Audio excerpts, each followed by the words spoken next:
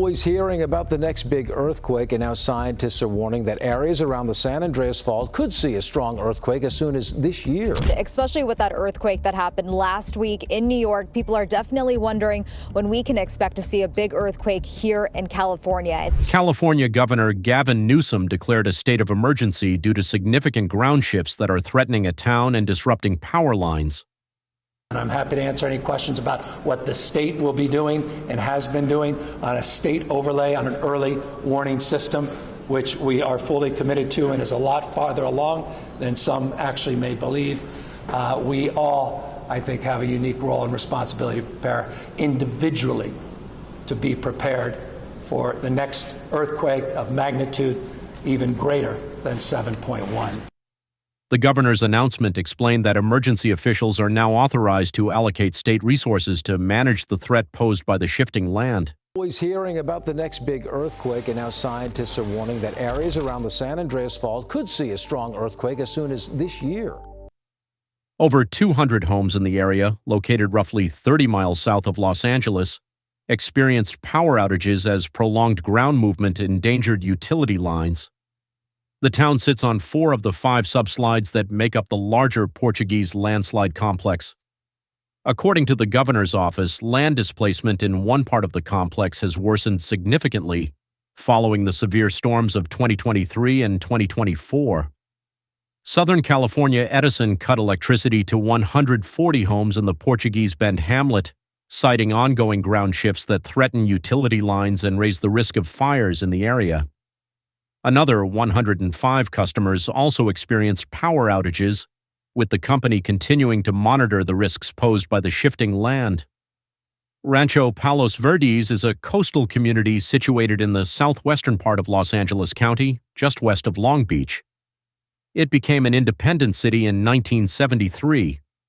Authorities have noted that the land in this area has been shifting for decades, but the situation has worsened recently. Over the past year, the ground movement has sped up considerably, with some sections moving as much as 10 inches per week. To encourage residents to follow evacuation orders, Los Angeles County Sheriff Robert Luna announced that law enforcement has increased patrols and is using drones to prevent looting. Since October 2023, Rancho Palos Verdes has been under a local state of emergency, and natural gas service was cut off in the Portuguese Bend neighborhood in July. 4th District Supervisor Janice Hahn revealed that Los Angeles County has set aside an additional $5 million to respond to the crisis. The San Andreas Fault, a major tectonic boundary running through California, has been a long-standing focus of concern for geologists and seismologists. This fault is capable of triggering large earthquakes, and the big one refers to a potential major quake that could cause severe damage.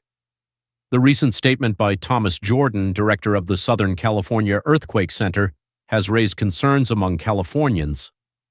Jordan has indicated that the San Andreas Fault, known for its seismic activity, is at a critical stage and could trigger a major earthquake soon. While the risk of earthquakes in the region is not new, the warning is specific to the southern section of the fault, which is reportedly tightly locked and ready to release a significant seismic event. This serves as a strong reminder for Californians to stay alert and prepared for the potential outcomes. The statement highlights the geological dynamics at play, emphasizing the need for ongoing monitoring and research to reduce the impact of such events. Jordan's warning is particularly concerning because the southern portion of the San Andreas Fault has not experienced a major release of stress in over 160 years, with the last significant event dating back to 1857. The San Andreas Fault is one of several that mark the boundary between the Pacific and North American tectonic plates. Though both plates move northward, the Pacific plate moves faster, causing a constant buildup of stress where the plates meet, which adds to the concern. In 1906, the San Francisco Bay Area experienced a major earthquake with a magnitude of 7.8, caused by a release of stress along the fault. Another example is A few seconds of shaking was all it took to change the course of Bay Area history. The Loma Prieta quake didn't last any longer than that, but the memories of it are still fresh today, 35 years after it rocked the Bay Area. However, the southern portion of the San Andreas Fault has not seen such an event. When this event occurs, the amount of built-up stress will likely result in a significant earthquake with far-reaching effects. Californians will find answers to these questions in the movie, which depicts a magnitude 9 earthquake caused by the San Andreas Fault. While large earthquakes happen around the world, they typically occur in areas where one tectonic plate is forced under another, a process called subduction seen in places like Chile and Japan. California, however, has a different tectonic setup. The seismic activity there comes from two plates sliding horizontally past each other, a transform boundary. This difference in plate movement explains California's specific seismic patterns. Recent estimates suggest the largest possible, while the likelihood of a magnitude 7 earthquake is about 75% in the same period. Although the difference between magnitudes 7, 8, and 9 might seem small, the energy released varies significantly. A magnitude 9 earthquake would release 32 times more energy than a magnitude 8 and 1,000 times more energy than a magnitude 7. Understanding this difference in energy helps grasp the varying levels of destruction these earthquakes can cause. In terms of damage, both magnitude 7 and 8 earthquakes would lead to significant destruction. However, the events portrayed in the movie are highly exaggerated.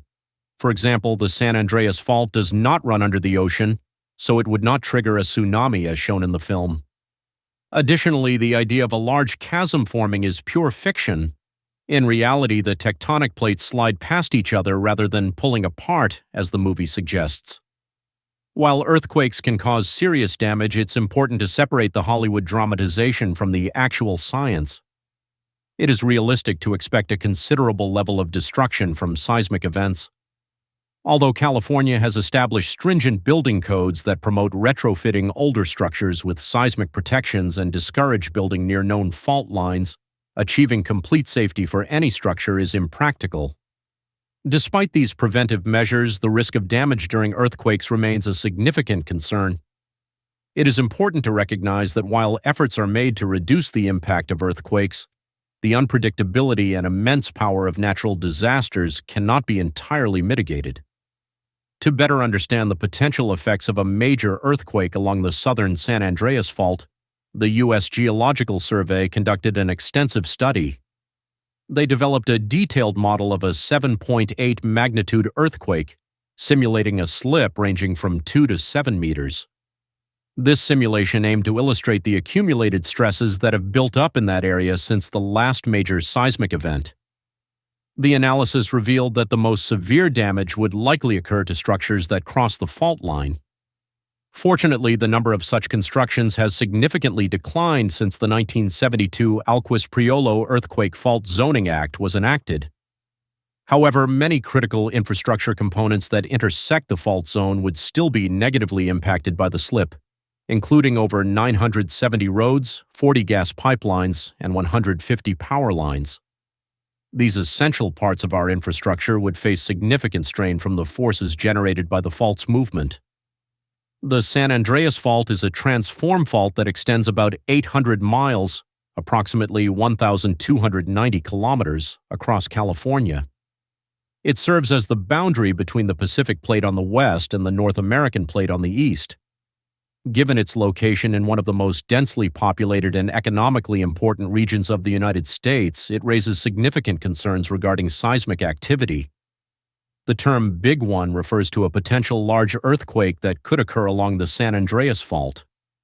While such an event has not happened yet, experts agree that it is not a matter of if, but when it will occur.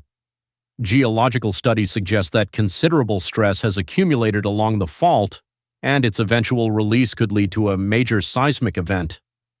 In this context, we can envision a magnitude 8 or greater earthquake affecting the southern segment of the San Andreas Fault, particularly impacting the heavily populated areas of Southern California, such as Los Angeles and San Diego. A significant earthquake of this magnitude would likely lead to loss of life, with urban centers in Southern California facing risks from collapsing buildings, infrastructure failures, and disruptions in transportation. Although strict building codes and earthquake-resistant designs have been established, many older structures may not be able to endure such a powerful quake. The big one would inflict extensive damage on vital infrastructure, including roads, bridges, airports, and water supply systems. Disruptions in transportation would hinder emergency response efforts and limit access to medical facilities.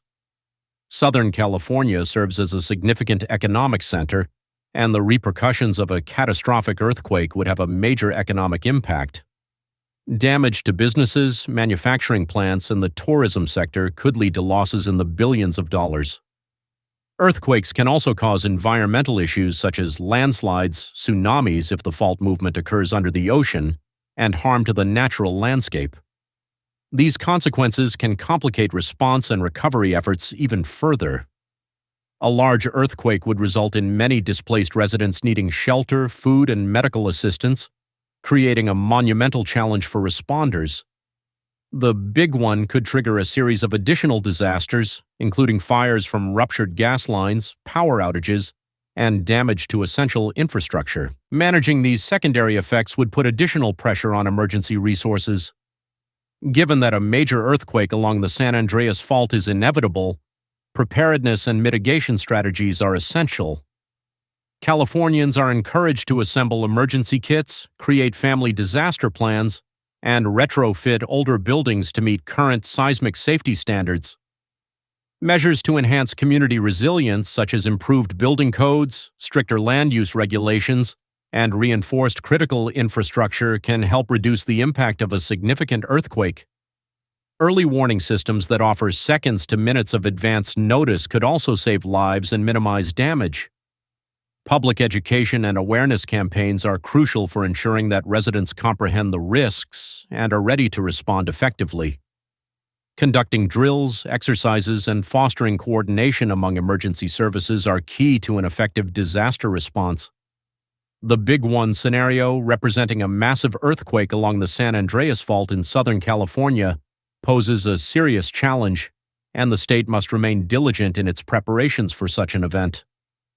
Given the high probability of a major earthquake, such as the hypothetical Big One, the need for public awareness and preparation cannot be understated. One crucial element in mitigating the potential damage is the implementation of early warning systems.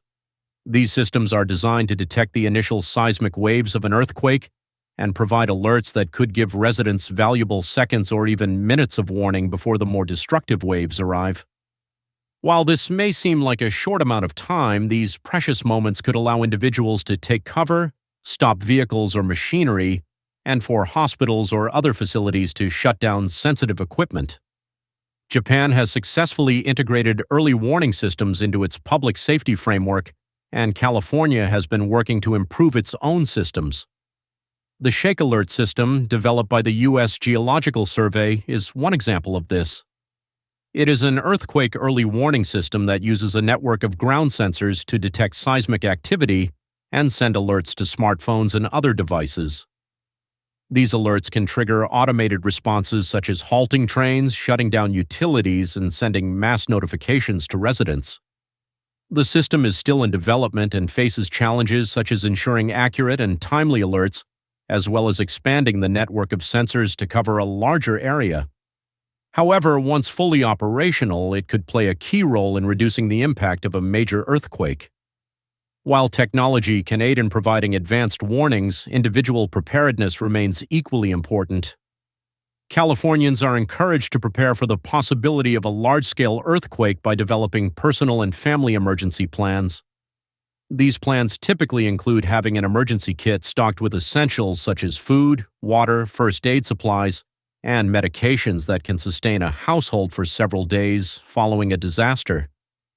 Residents are also advised to identify safe spots in their homes, such as under sturdy furniture, where they can take cover during an earthquake. Community-level preparedness is another vital component in reducing earthquake risks. Cities and counties throughout California have implemented various programs to strengthen local resilience. One notable example is the Great California Shakeout, an annual drill that encourages millions of Californians to practice earthquake safety. This statewide event is designed to teach people how to drop cover and hold on during an earthquake and raises awareness about the importance of preparedness. Schools, businesses, and government agencies also participate, helping to create a culture of readiness that can save lives when a disaster strikes. In addition to these public initiatives, there has been a push for stricter building codes in earthquake-prone areas. Modern construction techniques have evolved to incorporate seismic retrofitting, a method used to strengthen existing buildings to make them more resistant to earthquakes. This process may include reinforcing a building's foundation, adding steel supports, or improving the flexibility of the structure to absorb the shaking caused by seismic waves. Newer buildings in California are typically designed to meet updated seismic safety standards, but many older structures still pose a significant risk. Retrofitting older homes, particularly those built before modern codes were established, is a costly but necessary step to reduce the potential damage from an earthquake. Efforts to enhance the safety of public infrastructure have also been ongoing. Bridges, highways, and other critical infrastructure components have undergone retrofitting in the past few decades, home to industries such as entertainment, technology, manufacturing, and agriculture. Nevertheless, increasing participation in earthquake insurance remains a challenge, particularly for low-income households. Beyond the physical and economic toll, earthquakes also have a profound impact on the psychological well-being of those affected. Survivors of major earthquakes often experience trauma, anxiety, and post-traumatic stress disorder in the aftermath of the event. The fear of aftershocks, which can continue for weeks or even months, can exacerbate these feelings, making recovery even more difficult. Mental health services are an essential part of the disaster response and recovery process, helping individuals and communities to heal and regain a sense of normalcy after a traumatic event.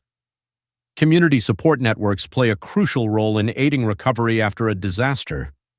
Neighbors helping neighbors can make a significant difference, especially when emergency services are overwhelmed.